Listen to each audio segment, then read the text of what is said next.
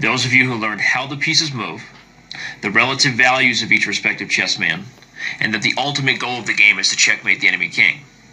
But most people never have an opportunity to learn even the most basic strategies, let alone receive any insight into the higher levels of chess understanding. With this video series, we intend to help you achieve just that. Most people never have even a single lesson with a chess pro.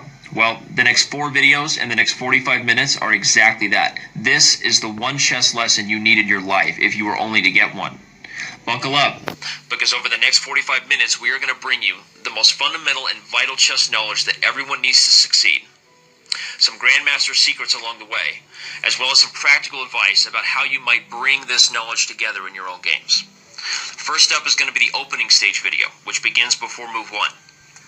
Secondly, we're going to bring you the middle game or tactics and strategy video. This might be one example of a possible middle game position.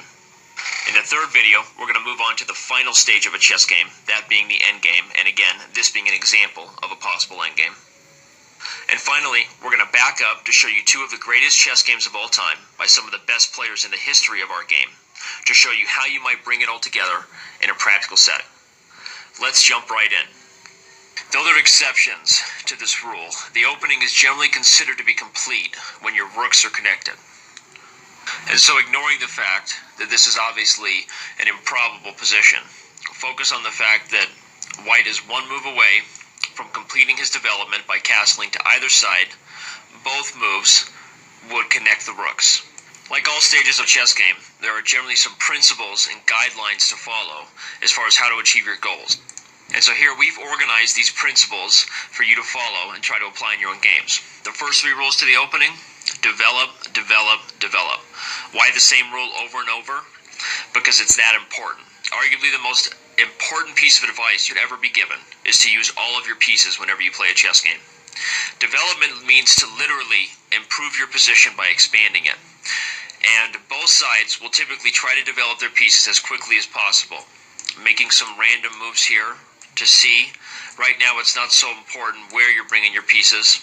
We're just going to try to show an example of how the pieces might be brought out into the game so that both sides might complete their development and get castled.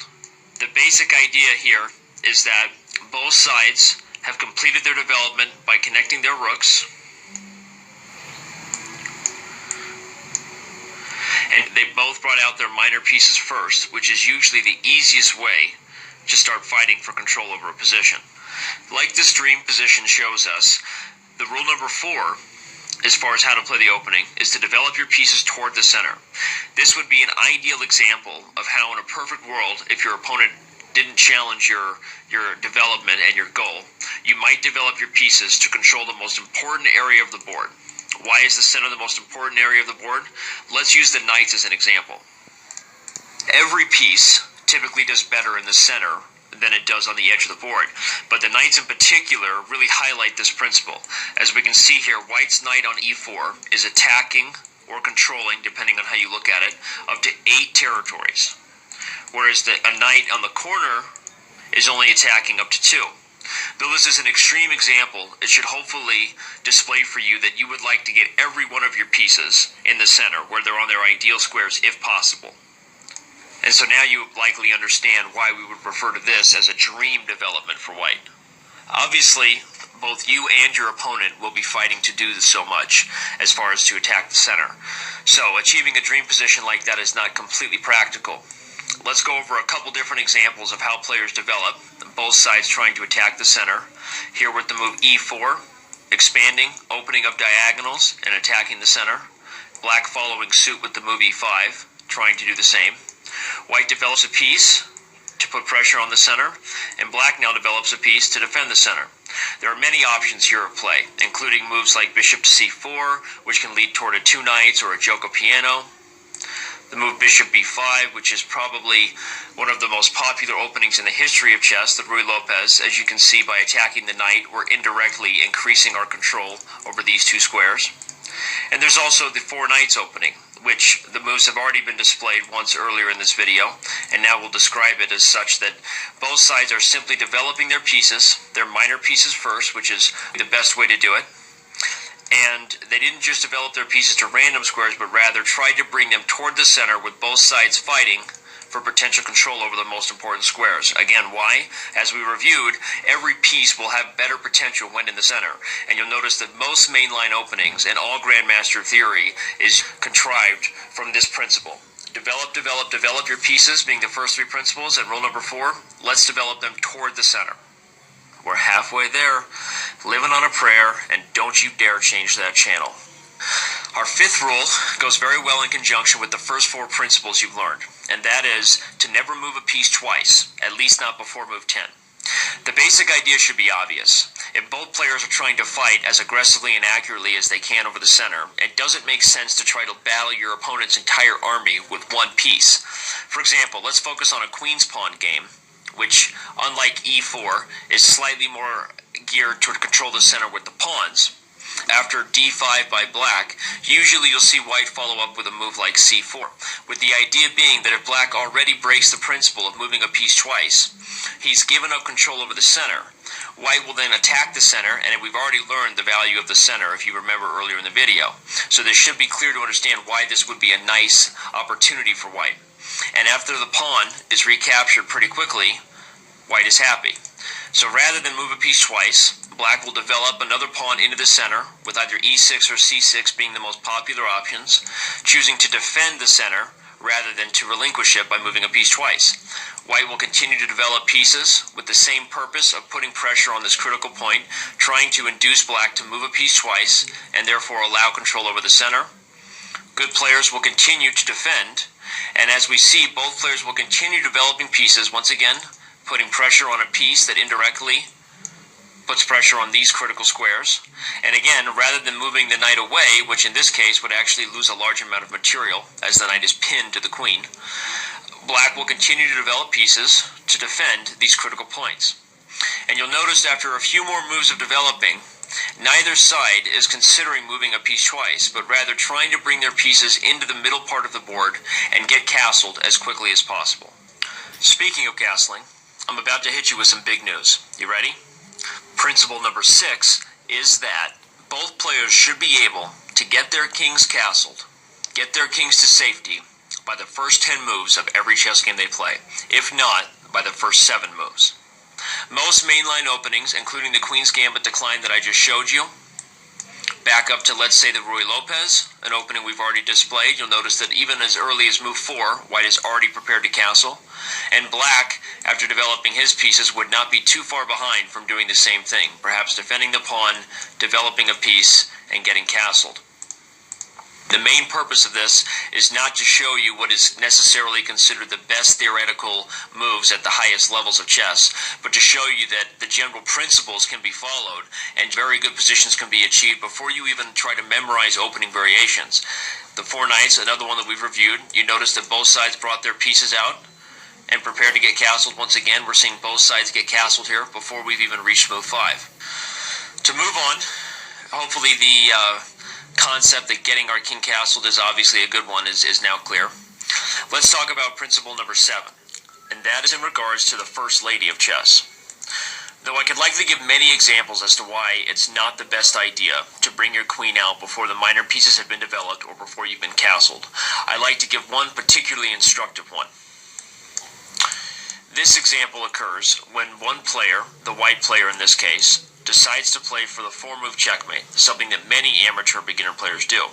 Obviously, if your opponent misses the idea behind the queen going backdoor on the knight and checkmating the king via the weakest square of 7, then white is successful. But if black plays good moves, and white continues to be stubborn in the attack of the weakest square, particularly with this mistake of g4, trying to remove the knight to achieve the goal. Now we'll see why bringing the queen out so early was not the best idea. Black has the nice move d5, not only putting an attack on the bishop, but also opening up his own bishop to make a threat on g4. And after captures knight d4, queen d1, we see a position where white has moved the queen 4 times, including the attack on the queen.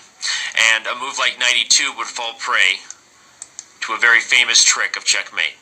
And any other move would also leave white in a very bad position. Now, as we move on to our final 3 principles, it should be noted that the first 7 are the most important. to develop your pieces, bring them toward the center, don't move anybody twice, and don't bring your queen out too early. When you combine those ideas with the simple act of castling, you're pretty much on the right road. So our final principles could probably be considered advice and practical ideas as to how you should transition into the middle game, as much as they should be considered opening ideas. For example, our 8th principle is to develop with a purpose. Essentially what that means is that all the mainline openings develop moves with a purpose. Grabbing the center, purpose to attack the pawn, purpose to defend the pawn, purpose to attack the knight who defends the pawn, that being the Ruy Lopez, which we already showed. Queen's Gambit was also an opening where you saw all the moves centered around the critical pressure of the center. Everybody was involved in either the attack or defense of these squares one way or another. Those are two very famous examples of openings that develop pieces with a purpose. And you should develop your pieces with purpose in your own games. The 9th principle is to watch out for your opponent's threats.